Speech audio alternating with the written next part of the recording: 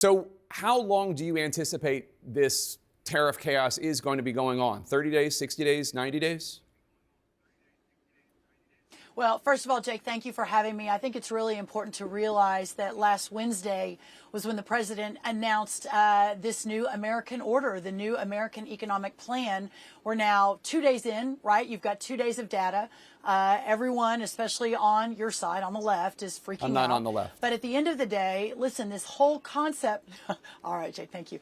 This whole concept is about rebuilding an American economy around American goods, around American industry. We do already live under a tariff regime in this country, but it's the tariff regime of China, of Mexico, of Brazil, of Australia, of countries that Mexico won't take our corn, Australia won't take our beef. The country of Honduras takes more pork than the entire European Union does, American pork, I should say. So from our farming and ranching perspective, which is what I'm focused on, but happy to talk about anything, that it is time for a change, and that's what this president evoked last Wednesday. So I think we'll see in short order really positive outcome from this. We already have 50 countries that have come to the table over the last few days, over the last weeks, that are willing and desperate to talk to us. We are the economic engine of the world, and it's finally time that President Trump, stood up for America.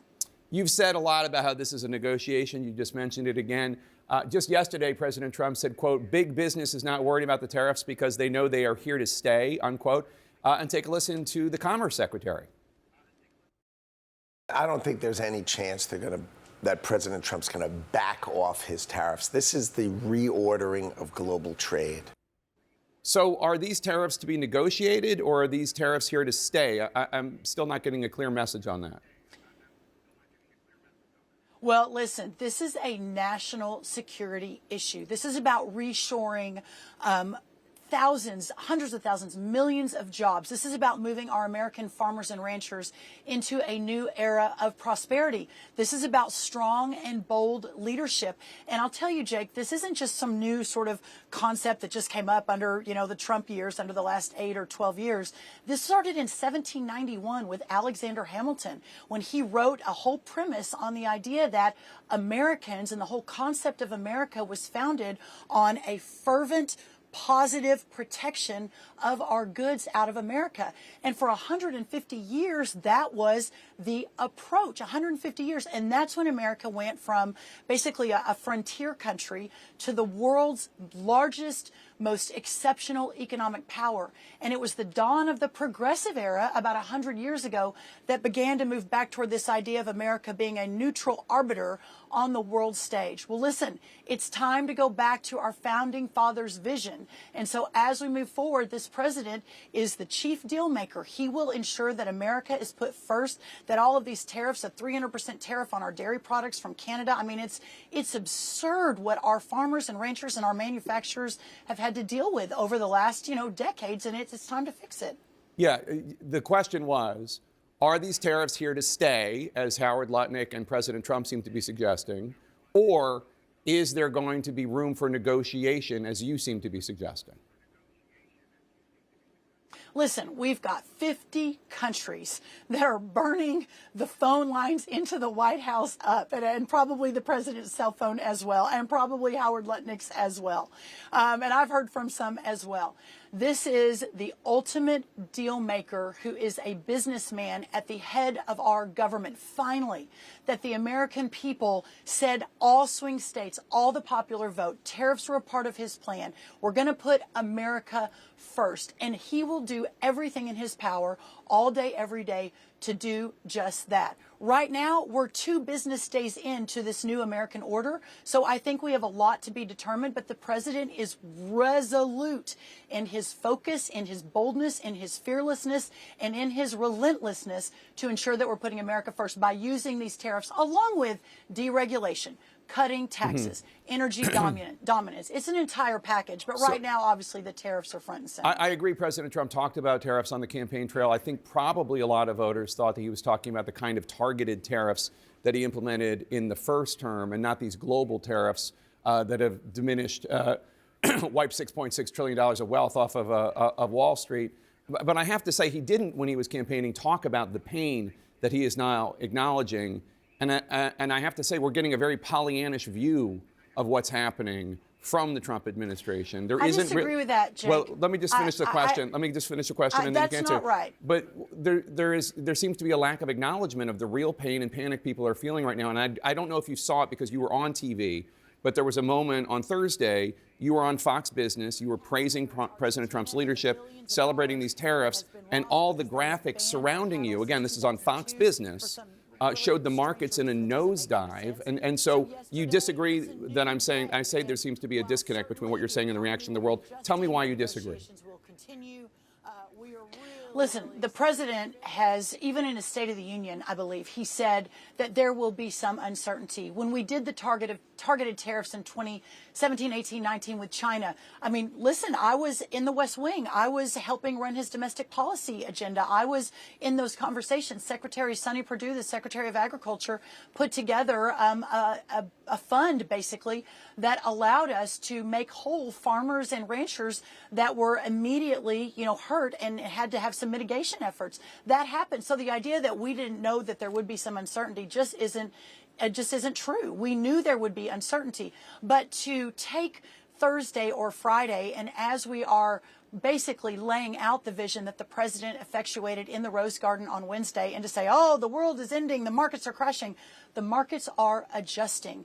Anytime you've got a strong leader who's looking at the long term, not how do I make sure Jake Tapper says nice things about me on State of the Union, oh, maybe I shouldn't do the tariffs today. That just isn't how this president operates. He operates in how do I save a country that for 100 years has been sliding toward decline as we have moved all of our manufacturing out into the world, as we have bowed at the altar of other countries' tariffs, as we have watched our farmers and our ranchers, again, can't get our corn into Mexico, can't get our dairy into Canada, have Honduras buying more pork and poultry than the entire European Union, have a 700% tariff from Japan on our rice.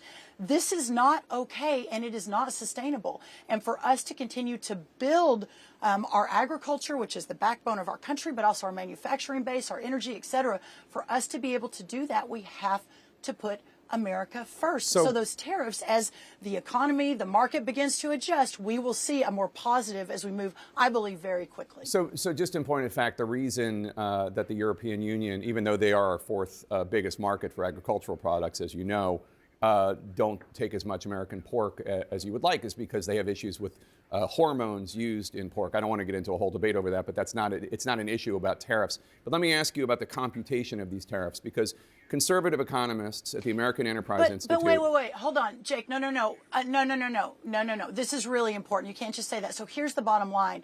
They are using fake science and unsubstantiated claims to not take our products. So it isn't just that they have high tariffs. Thank you for making this point for me, by the way. I meant to make it. It's not just the tariff numbers. It's the way they've treated our products. Oh, sorry, we can't take your beef since 2002 because you use a certain type of feed. That's just absolute bull. It is not correct and not appropriate. Our supplies, our farmers and ranchers, we produce the safest, the most secure, the best food in the world. And so to use that for the EU to say, oh my goodness, we can't do it because of this reason, it's absolutely wrong, and it's not based on sound science. Okay, well, you can take that up with the Europeans. Conservative economists at the American Enterprise Institute say that when the Trump administration came up with these tariff rates, you should have used as a basis the elasticity in the response of import prices to tariffs instead of retail prices. And AEI, a conservative group, says because the Trump administration mixed that up, the entire computation's wrong, and these tariff rates are set 4 times too high. They make a compelling case. Is that true? Listen, I'm from the think tank world. I ran multiples of think tanks. I built the America First Policy Institute in the intervening 4 years between Trump 1 and Trump 2. I have a lot of good friends at the American Enterprise Institute. I don't mean to throw all of them under the bus, but I will say this. AEI has never been a friend of the president's. They have never been a friend of an America First agenda. They have never come alongside and helped us effectuate what we believe is today's but did you use retail prices instead of import prices? And they're just wrong on this. So you didn't They're use. just wrong. You know, Jameson Greer and Howard Lutnick and Scott Bessent, these are the smartest, most incredible economists, businessmen on our side, along with President Donald Trump and J.D. Vance and others. I have 100% faith in the formulas that they used and how they came up with these numbers. All right. I mean, they say that you used retail prices as opposed to import prices, and they make a compelling case. I'd ask you to check it out. The reason I ask you is because not read. Yeah. Well, I'd ask you to check it out. You should read it. The reason I ask is because a lot of people are questioning the level of scholarship here behind how these tariffs were done. For example, President Trump laid out with a giant graphic of all the countries where tariffs were going to be, what he called reciprocal tariffs were going to be imposed. And you're imposing a 10% tariff on the herd in McDonald Islands. The herd in McDonald Islands have 0 human inhabitants. They have 0 exports. They have 0 imports. They do have a lot of penguins. Why are you putting import tariffs on islands that are entirely populated by penguins? Well, I mean, come on, Jake. Obviously, here's the bottom line. We live under a tariff regime from other countries. We have too long the McDonald Islands is not imposing the idea that America goes first. I mean, come on. Whatever. Listen, the people that are leading this are serious, intentional, patriotic, the smartest people I've ever worked with. I did not come up with the formulas. I'm the ag secretary. I studied agriculture at Texas A&M. I was in a lot of conversations to make sure our farmers and our ranchers were part of that. The president recognized the importance of inputs. We got potash and fertilizer to make sure they could do their planting. But I have no doubt that I speak on behalf of President Trump when he would say he has the utmost confidence in the team and what they have built and what they have put together. And we are unleashing a new golden age, and we will see an economy that will benefit not just every corner of America, but our farmers and our ranchers and the people that have been left behind for far too long by both Republicans and Democrats. So you say that America's farmers and ranchers understand there's going to be this short time of uncertainty, and there were obviously financial help for farmers and ranchers during the first Trump administration. Take a listen to North Carolina Republican Senator Tom Tillis. Anyone who says there may be a little bit of pain before we get things right need to talk about farmers who are one crop away from bankruptcy. They don't have time, so we've got to be crisp on this implementation. Otherwise, we could do damage that's irreparable to farmers and businesses. What's your response to Senator Tillis? So the bottom line is this. In the last 4 years, the cost of inputs for our farmers went up 30%. In the last 4 years, we had an agriculture export deficit that increased from 0 when President Trump left to $49 billion. Our farming and our farmers and ranchers are hurting. They are operating at margins of profit that are thinner than they have in a really long time due to the policies of the last 4 years. But to Senator Tillis's point, we have to be prepared that if there is longer term damage, and this president has been very focused on this, and I've been saying it pretty much ad nauseum for the last 50 days since I've been in office, is that we will make sure that we have the funds, in working with the senators and working with the appropriators, that we can do what we did last time, which I think Secretary Perdue last time spent about $25 to $28 billion to mitigate some of the fallout from the last tariffs for the short term. The long term, the tariffs worked. I mean, the research shows that we had an increase in productivity, increase in jobs, et cetera, until, frankly, the Biden administration stopped enforcing some of those, the deal once we left office in 2021. All right, Secretary Rollins, thanks so much for joining us today. We really appreciate your time and your expertise. Thank you, Jake.